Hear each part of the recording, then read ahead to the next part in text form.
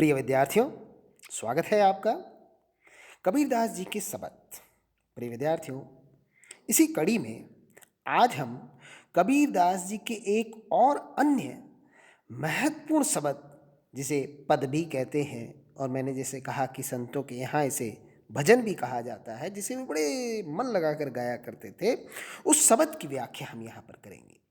प्रिय विद्यार्थियों, आज जो हम कबीरदास जी का शब्द ले रहे हैं वह मुख्य रूप से जीव के जागरण, या यूं कहे वह सांसारिक जीव जो इस संसार में आकर के मस्त हो जाता है, उसे किसी तरह की कोई परवाह नहीं होती, उस जीव को उस शाश्वत सत्य के प्रति जागृत करने का काम इन संतों ने अपने शब्द के माध्यम से किया है, अपने पद के माध्यम से किया है, अपने भजन के माध्यम से किया। ऐसा ही एक शब्द जो बड़ा महत्वपूर्ण है और कबीरदास जी लिखते हैं, वह आपके सामने मैं पहले दोहराऊं, उसके बाद हम इस शब्द की व्याख्या करेंगे।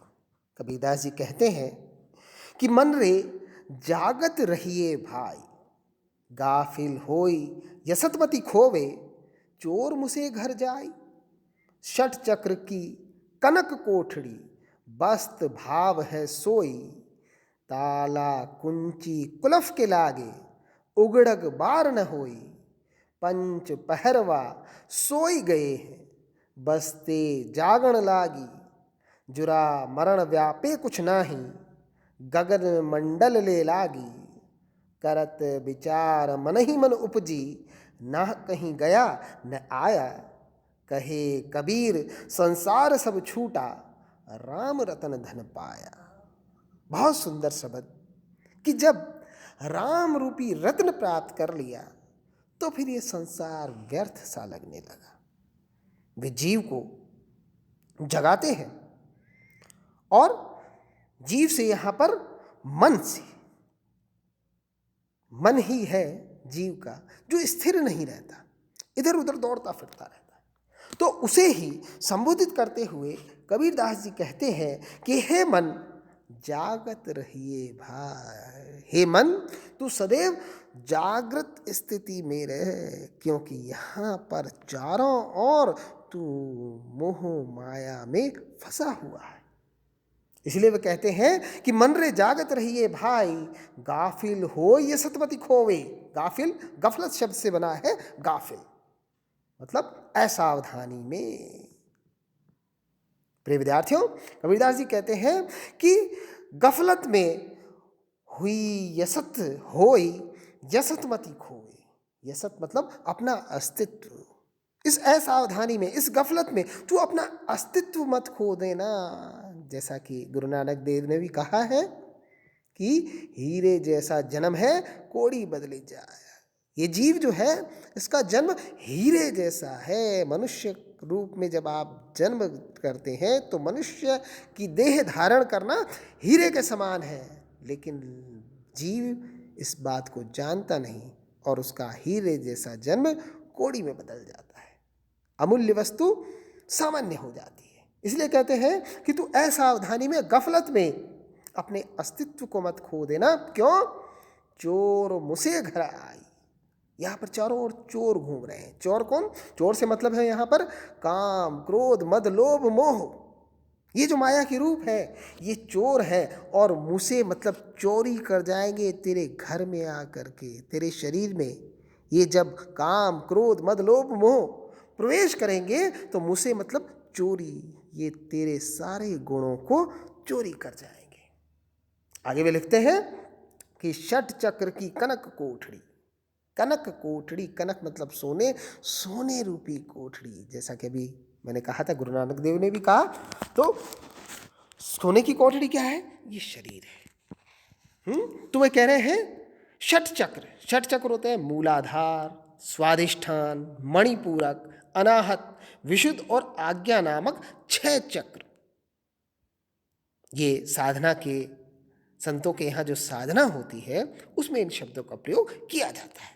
तो तेरी जो षट चक्र की कनक कोठड़ी है, बस्त भाव है सोई। बस्त मतलब चैतन्य का भाव, तुझे चैतन्य रहना पड़ेगा, जागृत भाव से रहना होगा इस संसार में, यही सब कुछ है।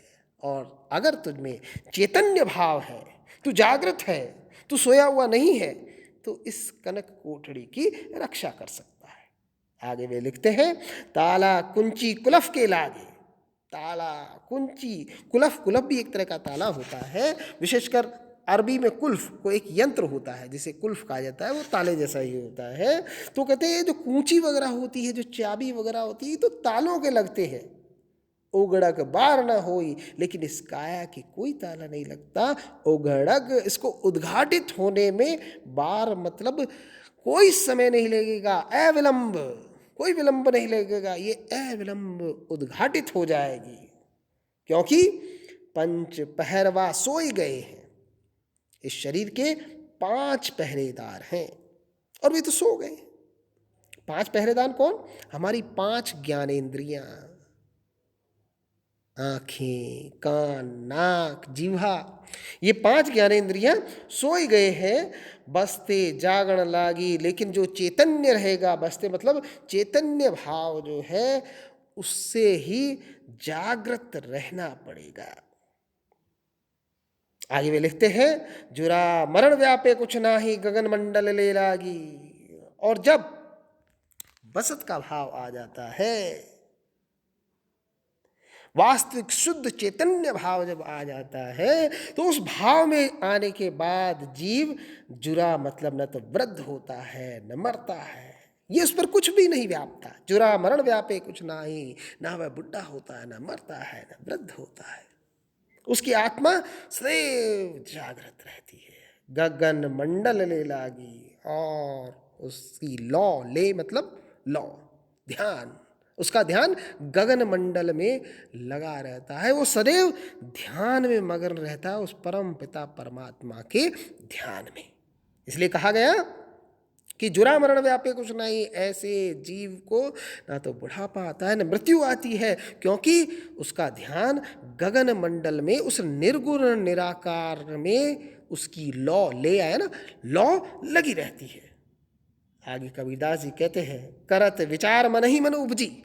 वो कहते हैं मेरे ये किसी ने नहीं सिखाया, नहीं मैंने कहीं पढ़ा, विचार करते करते मेरे मन ही मन में ये बात उपजी है, ना कहीं गया ना आया, ना इस चिंतन के लिए, इस विचार के लिए मैं कहीं गया किसी के पास, और ना किसी के पास आया।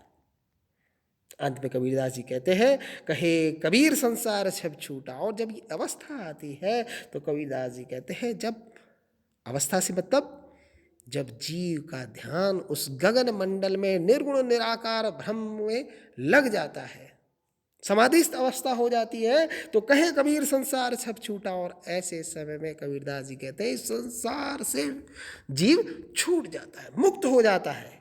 क्यों?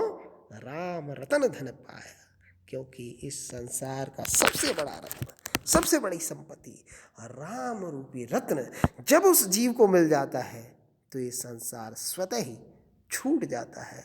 वो इस संसार के सारे बंधनों से मुक्त हो जाता है और उस परम पिता परमात्मा में लीन हो जाता है। इसीलिए कबीरदास जी कहते हैं कि मन रे जागत रहिए भाई, हे मन तुझे सदैव इस संसार सागर में जागृत अवस्था में रहना पड़ेगा, तभी तुझे वह राम रतन रूपी धन प्राप्त होगा। विद्यार्थियों, ये बड़ा सुंदर शब्द या पद कबीरदास जी का, जिसमें वो जीव को जगाने की बात करते हैं। वह जीव जो इस संसार सागर में आकर मोह माया में जकड़ जाता है और इस संसार को शाश्वत सत्य समझता है, जबकि वास्तविकता ये है कि इस जीव का शरीर भी नश्वर है। जब शरीर ही साथ नहीं जाएगा तो यहाँ की सारी संपत्ति, महल दुहैले सब यहीं रह जाएंगे। अंतिम अगर कुछ साथ चलेगा तो वह परमपिता परमात्मा। और यही बात इस पद में समझाने की बात कर रहे हैं। आज के लिए इतना ही। धन्यवाद।